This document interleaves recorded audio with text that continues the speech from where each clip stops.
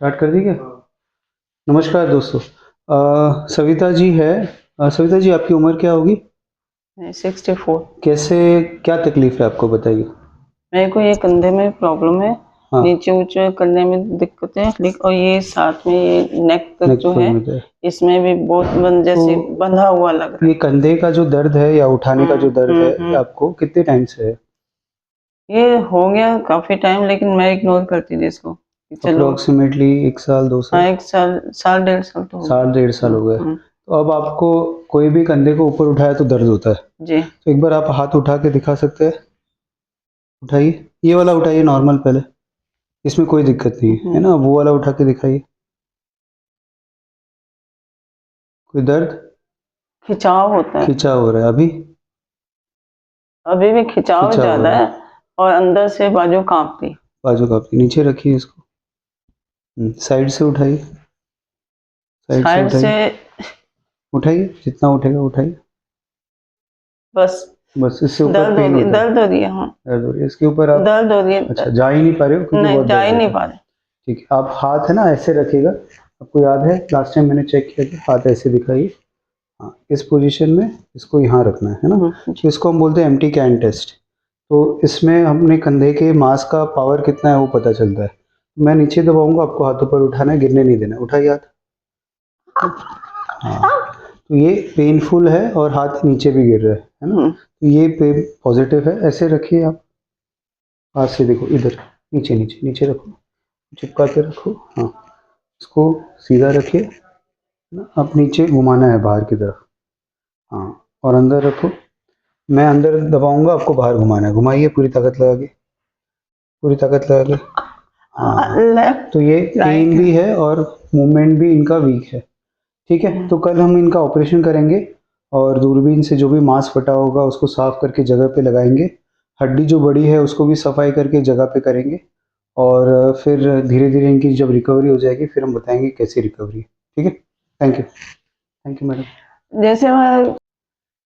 Hello friends, मैं doctor Sachin Jain Jaipur से, shoulder and knee arthroscopy specialist. आज हमारे साथ में सविता जी है। सविता जी जयपुर से है और उनके कंधे का मांस फट गया था। अप्रोक्सीमेटली आई थिंक 1.5 सेंटीमीटर का टायर था, अप्रोक्स 1.5 से 2 सेंटीमीटर का टायर था ऑपरेशन थिएटर में। और उनका हमने ऑपरेशन करके दूरबीन से छोटे छोटे 2 या 3 चीरों से, 3-4 चीरों से उसको वापस से जगह पे लगा दिया।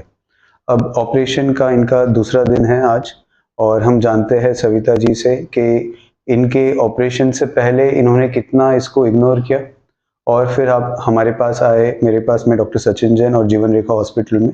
तो आपका कैसा एक्सपीरियंस रहा और ऑपरेशन में कैसा ट्रीटमेंट हुआ और ऑपरेशन के बाद में आपका कैसा एक्सपीरियंस है, क्योंकि आज हम इन्हें डिस्चार्ज करेंगे। तो सविता जी बताइए आप। हाँ जी सर, इसको बहुत इग्नोर किया।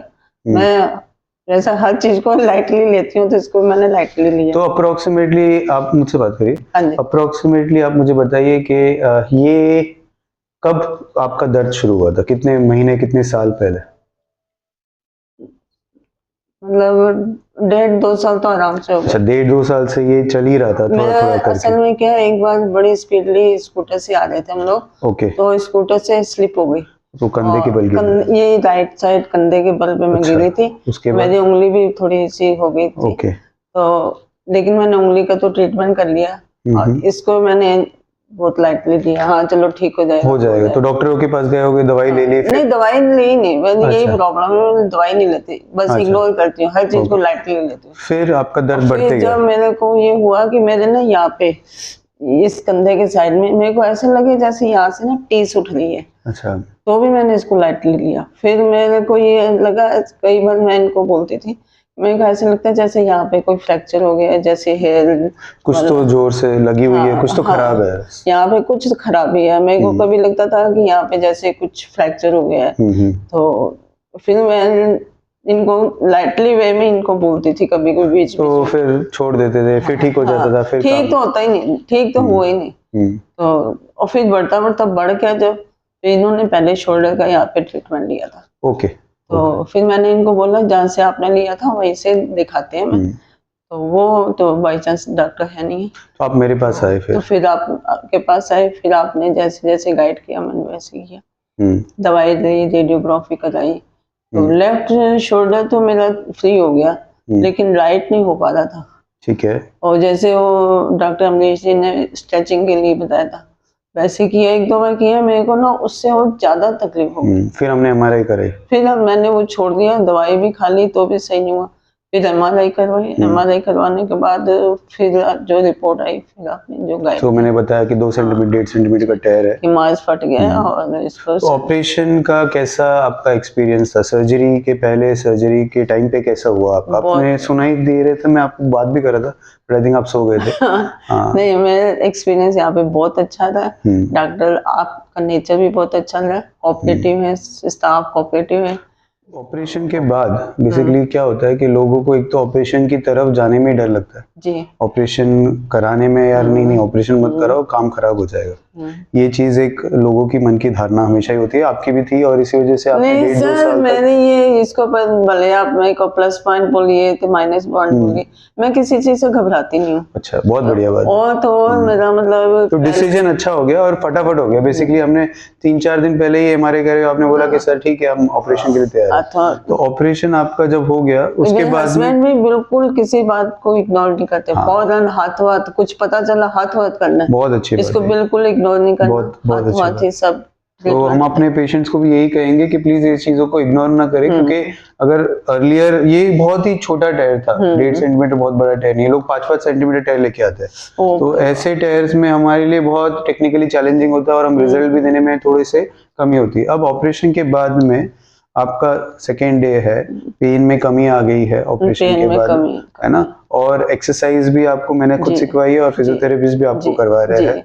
तो कॉन्फिडेंस लेवल आपका कैसा है कि जैसे आप कहते हैं ना कि भाई हमने सिखा दी एक्सरसाइज, तो आपको भी एक जो ऑपरेशन से पहले वाला दर्द था, ऑपरेशन तो खैर दर्द होना ही है कुछ कुछ, है ना, क्योंकि हम सफाई करते हैं, एंकर्स डालते हैं, सूचर्स लेते हैं, तो अंदर थोड़ा सा तो दर्द रहेगा ही, बट जो ऑपरेशन के पहले वाला जो दर्द रहता था उसमें तो उससे और इसमें कोई डिफरेंस आपको पता चला? अब कम है, अब कम लग रहा है, अब कम है। और एक्सरसाइज आपकी हो गई?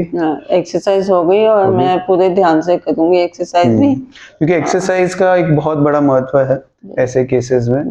कंधे के ऑपरेशन के बाद में एक्सरसाइज करना और उसको मेंटेन करना बहुत जरूरी है।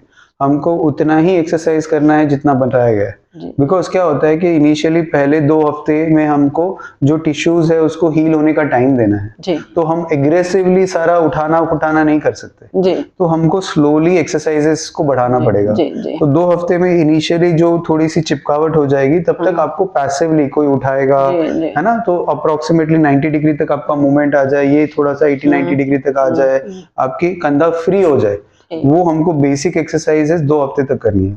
फिर टाके हट जाएंगे, 4-5 जो टाके हैं, उसके बाद में आपकी जो एक्सरसाइजेस है वो बढ़ेगी। तो एक्टिव एक्सरसाइजेस कि खुद से भी उठाना पकड़ना फिर वो करना, वो आपका 1.5 महीने चलेगा अप्रोक्सीमेटली। उसके बाद में फिर पूरा मूवमेंट लाना और फिर ताकत लाना, क्योंकि स्ट्रेंथ आपकी ऑलरेडी पहले कम थी ऑपरेशन से पहले, क्योंकि इसको यूज में कम लिया है। अब ऑपरेशन के बाद में स्ट्रेंथ और कम हो जाएगी आपकी, तो स्ट्रेंथ को बढ़ाने की एक्सरसाइजेस फिर आपकी 1.5 महीने बाद स्टार्ट होगी, जिसमें अपने को थेराबैंड से, वेट से उसको आपको पावर लाना पड़ेगा, क्योंकि पावर नहीं आएगा तो फिर आपका हाथ उठने में असमर्थ रहेगा, तो वो पावर वाली एक्सरसाइज होगी।